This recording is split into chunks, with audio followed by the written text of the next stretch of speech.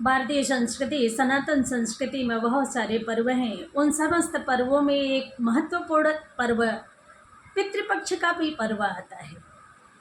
पितृ का पक्ष का पर्व होता है, हम भारतीय अपने पितरों को पिंडदान देते हैं। जिस समय भगवान राघवेंद्र सरकार का राज्य चल रहा था, सभी लोग अयोध्या में प्रसन्नमय अपना जीवन यापन कर रहे थे। एक दिन प्रातःकाल श्री हनुमान जी महाराज जब प्रभु के चरणों में प्रणाम करने पहुँचे तो हनुमान जी महाराज के मुखमंडल को देख करके प्रभु ने पूछ दिया, हनुमान आज मुखमंडल पर इतनी उदासी, इतनी चिंता क्यों है?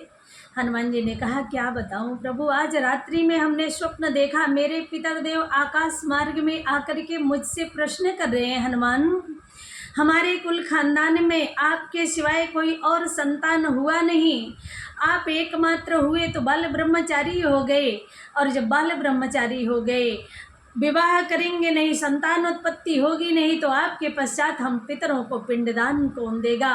श्री हनुमान जी महाराज से प्रभु ने कहा, तो इसमें कौन सी बड़ी बात है, आप जाकर के विवाह कर लीजिए, संतान उत्पत्ति करके पितरों को पिंडदान करवाइए।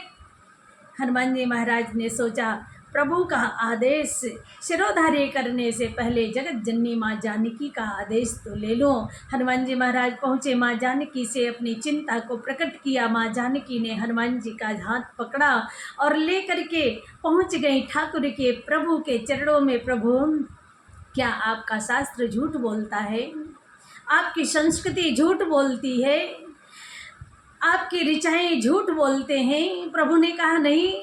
माँ जानकी ने कहा, जब वह आपका शास्त्र कहता है, आपके मंत्र, आपकी ऋचाएँ कहती हैं कि कुलम पवित्रम जननी कृतार्था वसुंधरा भाग्यवती च धन्या स्वर्गास्थितानां पितरोऽपि धन्या येषां कुले वैष्णवानां पुत्रः।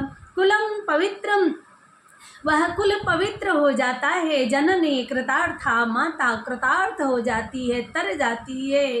कुलम पवित्रम जननी कृतार्था वसुंधरा भाग्यवती च धन्या, वहाँ की धरती अपने आप को धन्य समझने लगती है। स्वर्गा स्थिता नाम पितरोऽपि धन्या, स्वर्ग में रहने वाले पितर देव बिना पिंडदान दिए स्वतः ही तर जाते हैं।